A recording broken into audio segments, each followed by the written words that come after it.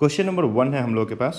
Question number 1 में बोला गया है the compound which contain both ionic and covalent bond is, ठीक है, जिसके पास आयनिक और कोवैलेंट दोनों ही बॉन्ड हो।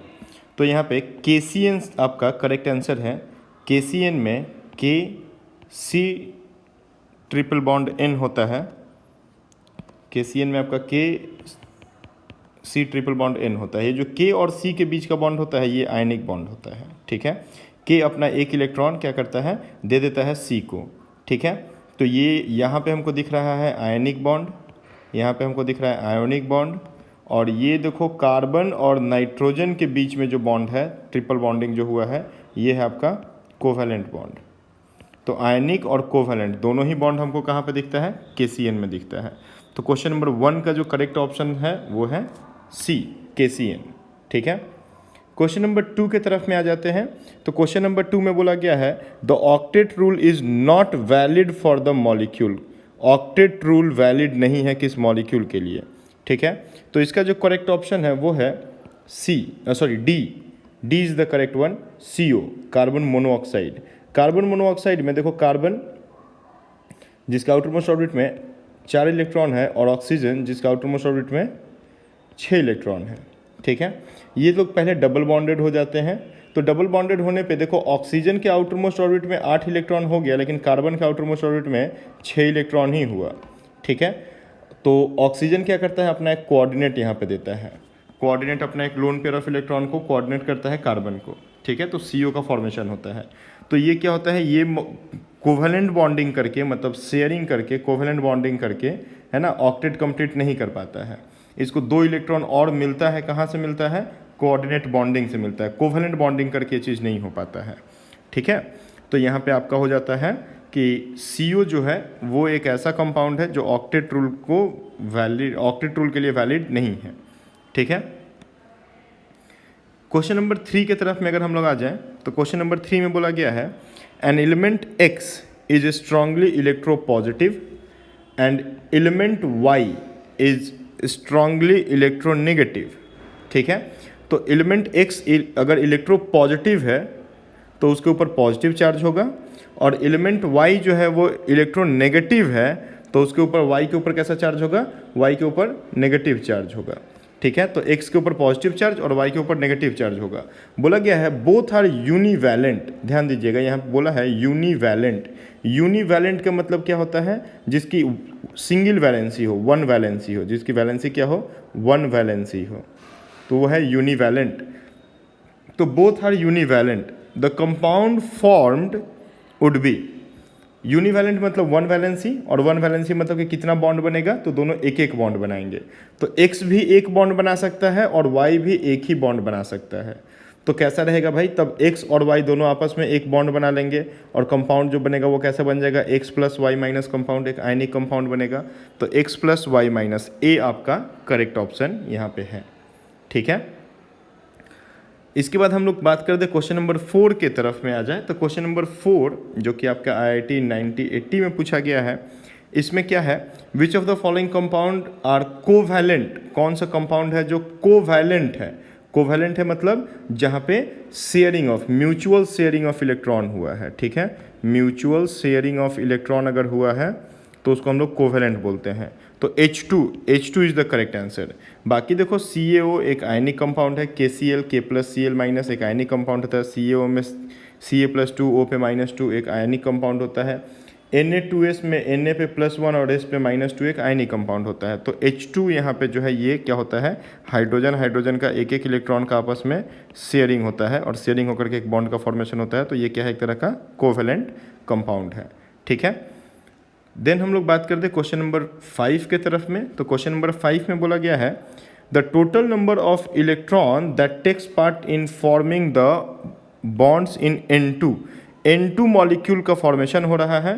तो N2 मॉलिक्यूल का फॉर्मेशन में बोला है कि total number of electrons that takes part in formation of N2 क्या होगा। तो देखो N2 में क्या होता है, नाइट्रोजन के बीच में ट्रिपल बॉन्ड होता है।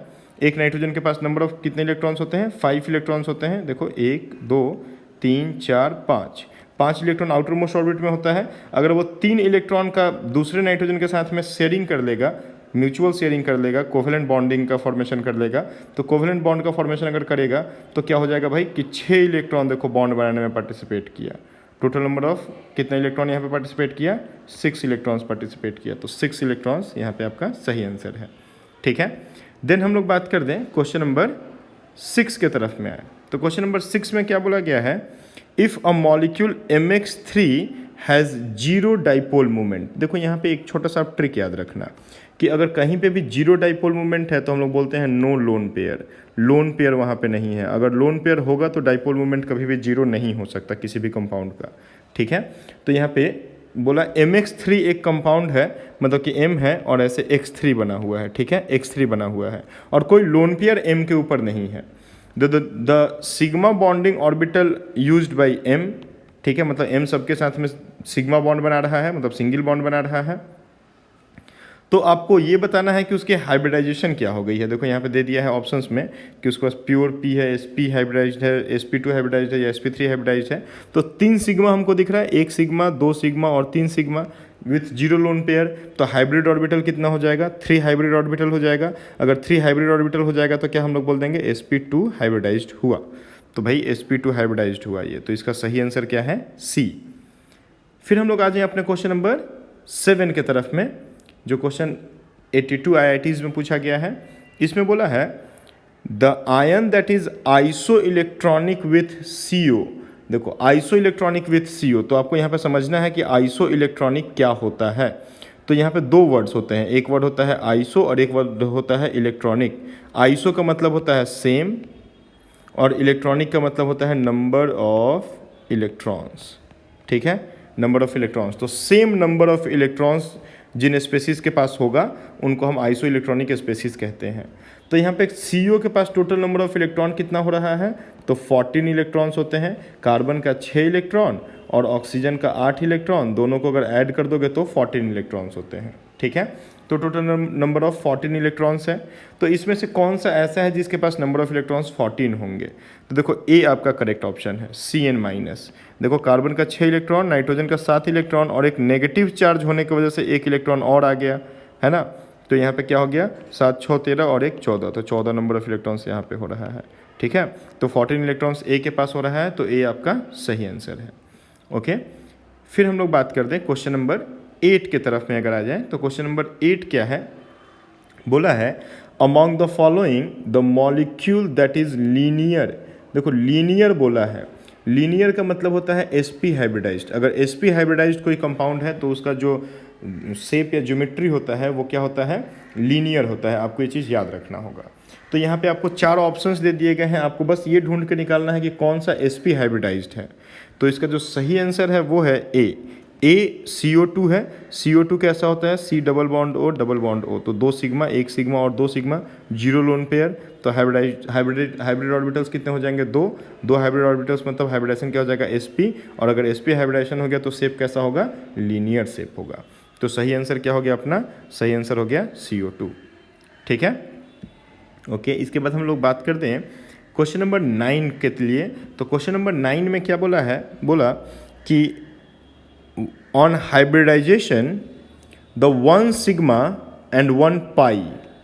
ठीक है, एक हाइब्रिडाइजेशन हो रहा है जिसमें 1 सिग्मा है और एक क्या है, पाई ऑर्बिटल है।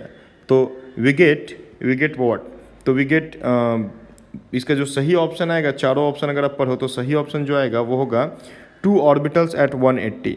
कभी भी अगर sp हाइब्रिडाइजेशन होता है तो उसके लिए जो sp हाइब्रिडाइजेशन होगा तो उसके लिए जो बॉन्ड एंगल आएगा वो बॉन्ड एंगल क्या होगा, 180 डिग्री पे बॉन्ड एंगल होगा। ठीक है, मतलब कि दोनों ही हाइब्रिड ऑर्बिटल्स कैसे, ऐसे अरेंज्ड होंगे, 180 के एंगल पे अरेंज्ड होता है, ये पूरा 180 का एंगल बन जाता है। ठीक है, तो आप इसको ध्यान में रखिएगा कि 180 का एंगल बनेगा और ऐसा कुछ रहेगा। तो 2 ऑर्बिटल्स एट 180 डिग्री, मतलब B सही आंसर है। नेक्स्ट हम लोग बात करें क्वेश्चन नंबर 10 के तरफ में आ जाए। तो क्वेश्चन नंबर 10 में क्या बोला गया है, the bond between 2 identical non metals, the bond between 2 identical non metal atoms, ठीक है, has a pair of electron.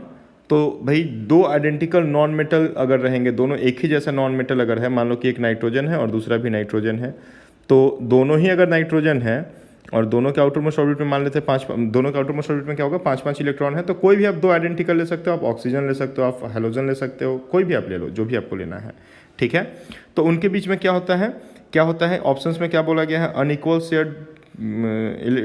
Unequally shared between the two, तो नहीं, इलेक्ट्रॉन्स जो होते हैं वो इक्वली शेयर्ड होते हैं, तो इक्वली शेयर्ड बिटवीन देम, तो ये हो गया आपका, देखो डी सही आंसर है। डी में बोला गया है इक्वली शेयर्ड। एक बार पूरे क्वेश्चन को फिर से देखो, बोला है the bond between two identical non metal atoms has a pair of electrons equally shared between them, है ना। देखो तो यहाँ पे इक्वल नंबर ऑफ इलेक्ट्रॉन्स का शेयरिंग होगा। अगर दो आइडेंटिकल नॉन मेटल्स है ना, तो उनके बीच में जो भी इलेक्ट्रॉन्स की शेयरिंग होगी वो क्या होगी, इक्वल नंबर ऑफ इलेक्ट्रॉन्स का शेयर्ड होगा दोनों के बीच में, ठीक है। कोई भी आप एग्जांपल ले सकते हो, जैसे कि आप मान लो यहाँ पे एग्जांपल में ले लिए ऑक्सीजन, तो दो ऑक्सीजन के एटम्स आप ले लो, तो देखो क्या हो जाएगा, दो ऑक्सीजन का एटम मतलब आइडेंटिकल हो गया, दोनों के बीच में देखो दो इलेक्ट्रॉन का शेयरिंग है। अब दो कोई भी दूसरा नॉन मेटल ले लो, लाइक आप फ्लोरीन ले लो, ठीक है। तो आप अगर फ्लोरीन ले लेते हो तो इन दोनों के बीच में क्या हो जाएगा, इक्वल नंबर ऑफ इलेक्ट्रॉन्स का शेयरिंग है ना। तो इक्वल नंबर ऑफ इलेक्ट्रॉन्स की शेयरिंग हमेशा होगी दो आइडेंटिकल नॉन मेटल्स के बीच में। तो क्वेश्चन नंबर 10 का जो सही आंसर है वो क्या है, डी। तो चलिए नेक्स्ट क्वेश्चन की तरफ चलते हैं। क्वेश्चन नंबर 11 है। क्वेश्चन नंबर 11 में बोला गया है the hybridisation of sulphur in sulphur dioxide, मतलब SO2 में। तो SO2 कैसा होगा, ऐसा सल्फर जिसका आउटर मोस्ट ऑर्बिट में 6 इलेक्ट्रॉन हो, तो वो डबल बॉन्डेड हो जाएगा एक ऑक्सीजन के साथ में और दूसरे ऑक्सीजन को कोऑर्डिनेट कर देगा। तो देखो एक यहाँ सिग्मा रहा, एक यहाँ सिग्मा रहा और यहाँ पे एक लोन पेयर रहा, तो 2 सिग्मा प्लस एक लोन पेयर क्या हो जाएगा, 3 मतलब हाइब्रिड ऑर्बिटल अगर 3 हो जाता है, हाइब्रिड ऑर्बिटल कितना हो जाएगा, हाइब्रिड ऑर्बिटल हो गया 3 मतलब sp2 हाइब्रिडाइज्ड, ठीक है। तो sp2 हाइब्रिडाइज्ड कहाँ है भाई, ये है। तो SO2 की हाइब्रिडाइजेशन क्या होती है, sp2 होती है। आप इसको रूल 1 से भी निकाल सकते हैं, रूल 1 मैंने आपको ऑलरेडी बता रखा है, हाइब्रिडाइजेशन के थ्योरीज वाले वीडियोज़ में आप इसको देख लीजिए। तो क्वेश्चन नंबर 12 की तरफ आ जाते हैं।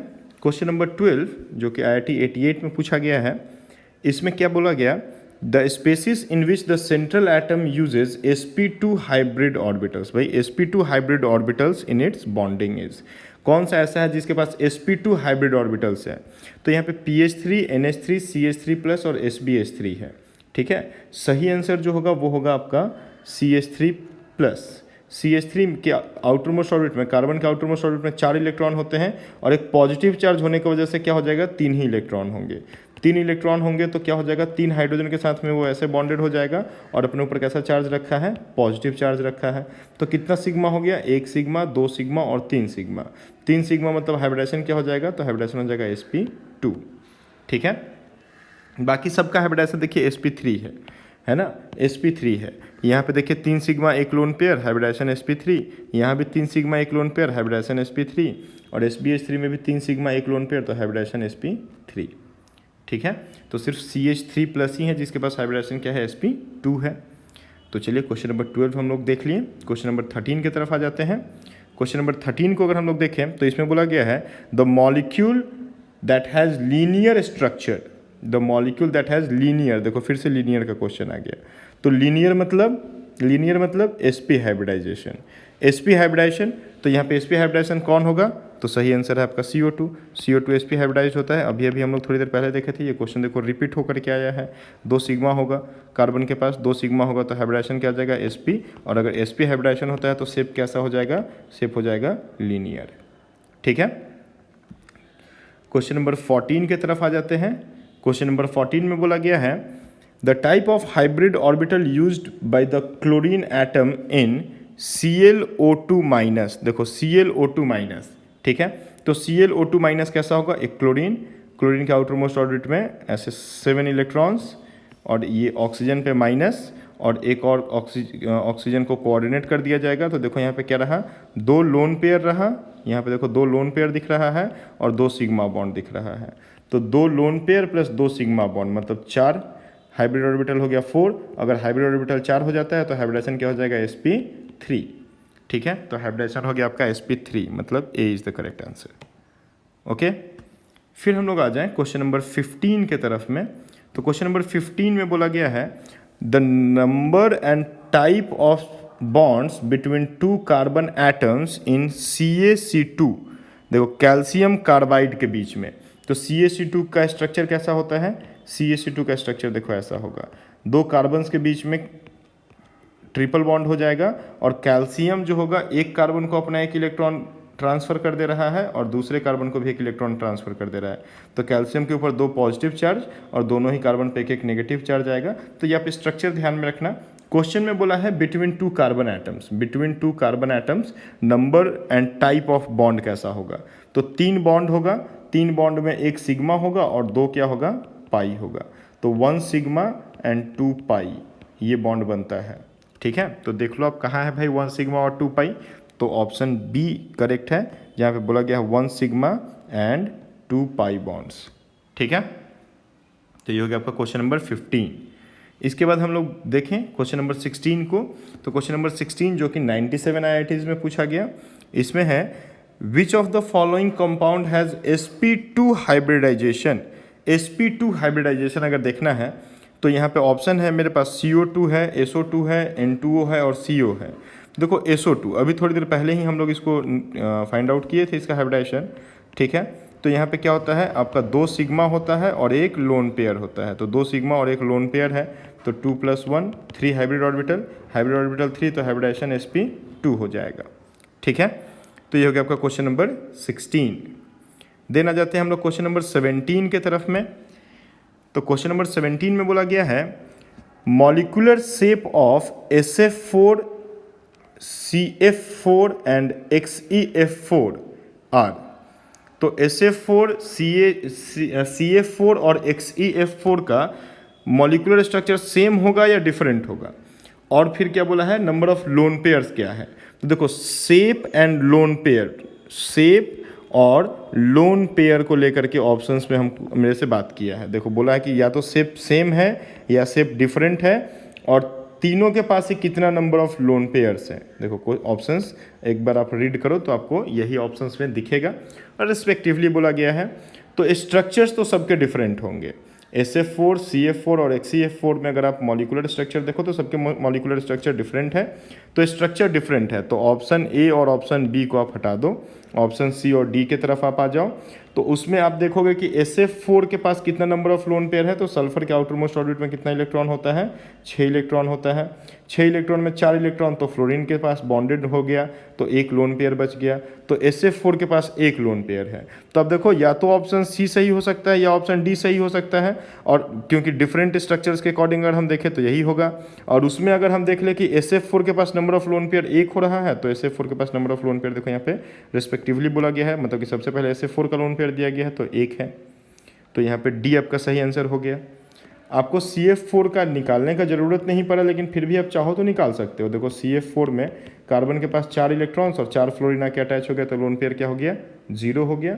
और XE के आउटर मोस्ट ऑर्बिट में क्या है, 4 पेयर ऑफ इलेक्ट्रॉन, मतलब टोटल 8 इलेक्ट्रॉन होते हैं। तो 4 इलेक्ट्रॉन फ्लोरीन के पास चला गया, तो 2 लोन पेयर हमको दिख रहा है।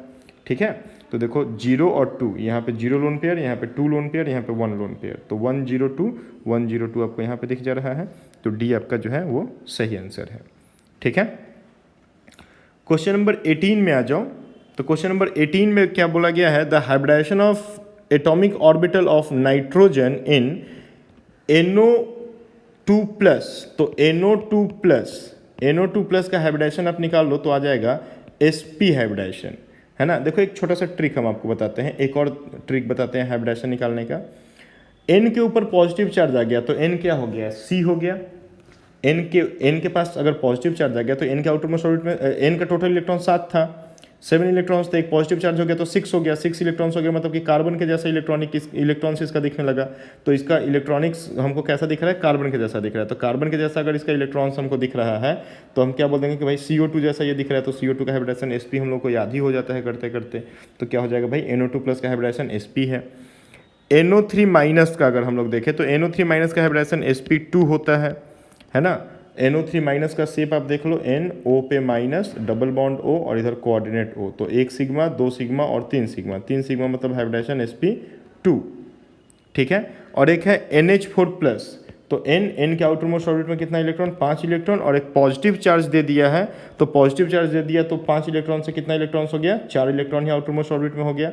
और ये चारों ही इलेक्ट्रॉन क्या है, 4 हाइड्रोजन के साथ बॉन्डेड है, ठीक है।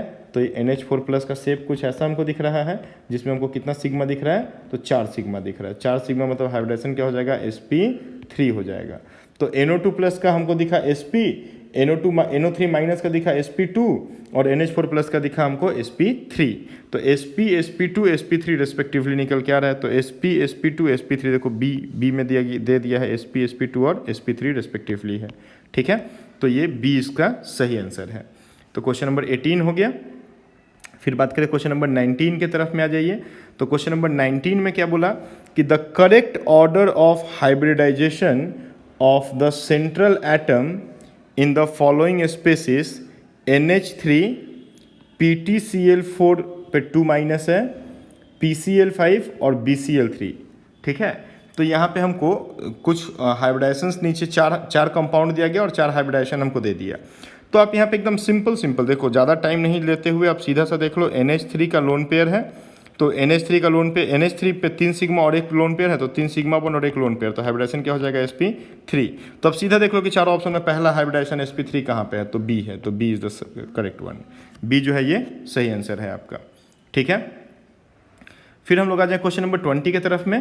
तो क्वेश्चन नंबर 20 में क्या बोला गया कि specify the coordination geometry around and hybridization of nitrogen and boron atom in a 1:1 complex of BF3 and NH3। देखो 1:1 complex of BF3 and NH3 बोला है, मतलब कि BF3 का एक मॉलिक्यूल है और NH3 का एक मॉलिक्यूल है। दोनों अगर आपस में बॉन्ड बनाएगा तो किस तरह का ज्योमेट्री बनेगा। तो नाइट्रोजन अमोनिया में नाइट्रोजन के पास एक लोन पेयर ऑफ इलेक्ट्रॉन होता है और BF3 एक क्या होता है, इलेक्ट्रॉन डिफिशियंट मॉलिक्यूल होता है।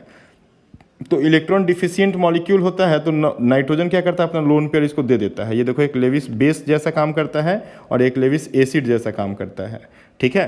तो इन लोगों के बीच का जो बॉन्ड बनता है वो कुछ ऐसा बन जाता है कि नाइट्रोजन जो है वो अमोनिया कुछ ऐसा दिखेगा हमको, यहाँ लोन पेयर है और ये BF3 रहेगा कुछ इस तरीके से, और यहाँ पे क्या हो जाएगा, एक लोन पेयर इसको ये दे देगा।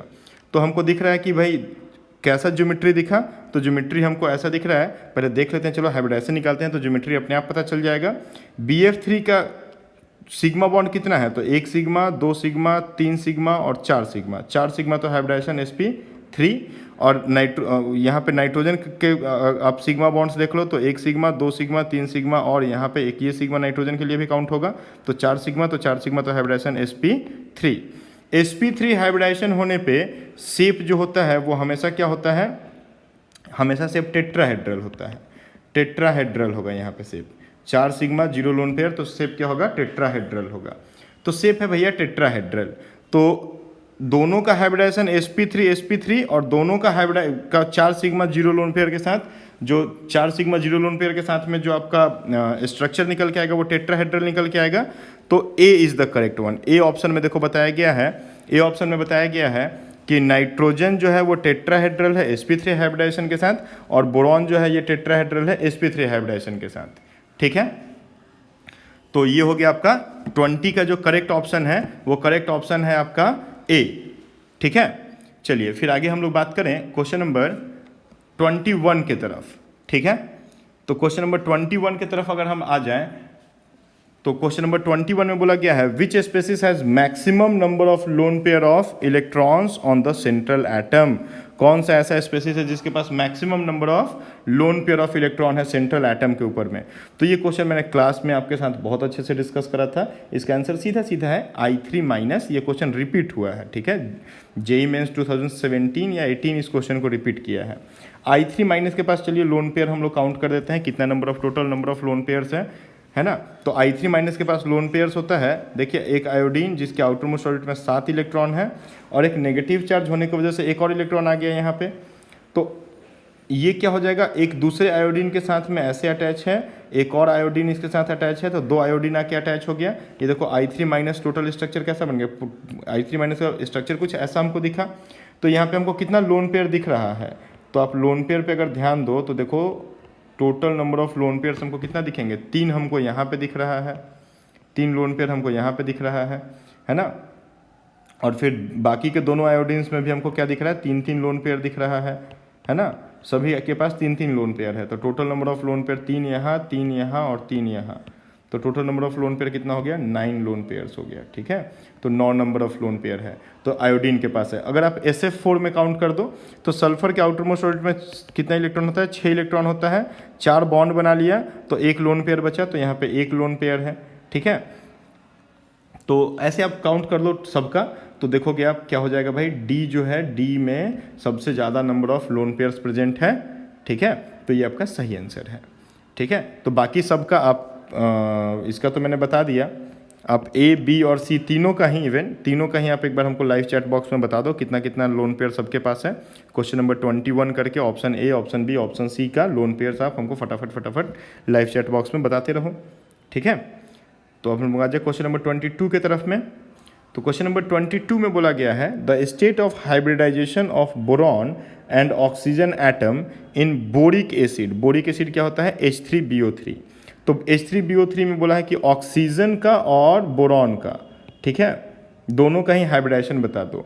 तो इसके लिए आपको स्ट्रक्चर बनाना ही पड़ेगा। इस क्वेश्चन में सिर्फ रूल 2 जो आपको हम क्लास में बताए हैं सिर्फ वही काम आएगा। तो यहाँ पे क्या दिख रहा है हमको, सभी ऑक्सीजन के पास क्या है? 2 लोन पेयर है और 2 सिग्मा बॉन्ड है, और बोरॉन के पास क्या है? तो बोरॉन के पास 3 सिग्मा बॉन्ड है। और बाकी आप किसी भी एक ऑक्सीजन को देख लो, तो कोई भी, यहाँ पे 3 ऑक्सीजन है, तीनों में से किसी भी एक ऑक्सीजन को देख लो तो आपको दिखेगा क्या?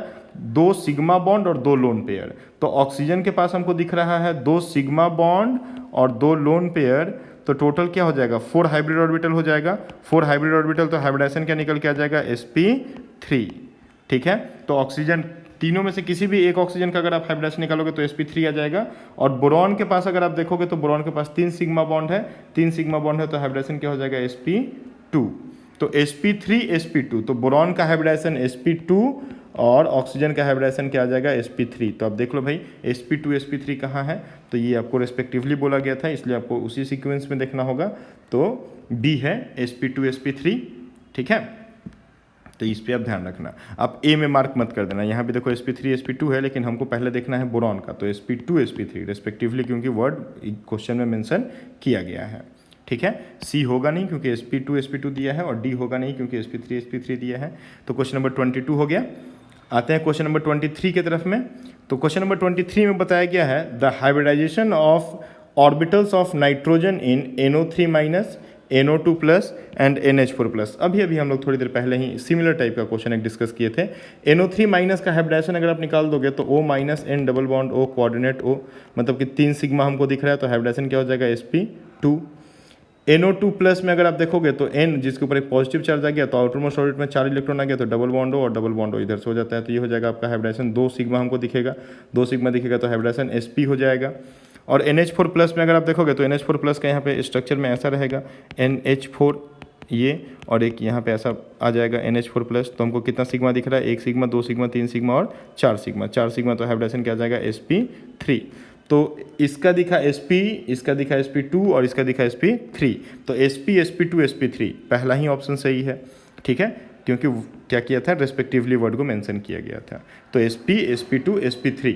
ठीक है, क्वेश्चन नंबर 24 की तरफ आ जाओ।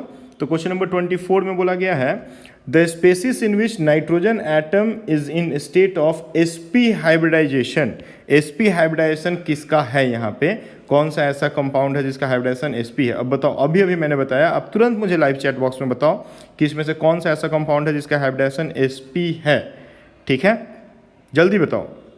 तो ऑप्शन कौन सा सही है? C ऑप्शन सही है ना, NO2+। ठीक है, NO2+ का हाइब्रिडाइजेशन जो है ये क्या है? sp हाइब्रिडाइजेशन होगा। चलिए फिर क्वेश्चन नंबर 25 के तरफ में आ जाओ। तो क्वेश्चन नंबर 25 में हम लोग क्या बोलेंगे? In which of the following molecule और ion are all the bonds not equal. कौन सा ऐसा है जिसमें सारे बॉन्ड्स इक्वल नहीं हैं? ठीक है, तो यहाँ पे आपका SF4 सही आंसर होगा। SF4 के आउटर मोस्ट ऑर्बिट में आप देखो तो कितने इलेक्ट्रॉन्स होते हैं? तो यहाँ पे आपके टोटल नंबर ऑफ जो इलेक्ट्रॉन्स होते हैं वो क्या होते हैं? 6 होते हैं। तो फ्लोरीन क्या करेगा? सल्फर क्या करेगा? 2 फ्लोरीन के साथ तो कोवेलेंटली बॉन्डेड हो जाएगा, और रेस्ट 2 फ्लोरीन के साथ में सिंगलेट बॉन्ड बनाएगा। ठीक है, तो क्या हो गया भाई कि यहाँ पे एक कोवैलेंट बॉन्ड भी दिख रहा है और सिंगलेट बॉन्ड भी दिख रहा है। तो सारे बॉन्ड्स यहाँ पे सिमेट्रिकल नहीं है। बाकी आप XeF4 में देखो तो सभी सिंगलेट बॉन्ड्स बनाएंगे, BF4 में देखो तो सभी कोवैलेंट बॉन्ड बनाएंगे, SiF4 में देखो तो सभी कोवैलेंट बॉन्ड बनाएंगे। तो ये सिंगलेट वाला है ना, ये कोवैलेंट वाले हैं, दोनों ही क्या हैं, कोवैलेंट वाले हैं, कोवैलेंट वाले हैं, ये भी और ये भी। तो यहाँ पे हमको क्या दिख रहा है, यहाँ पे हमको सिंगलेट भी दिख रहा है और कोवैलेंट भी दिख रहा है।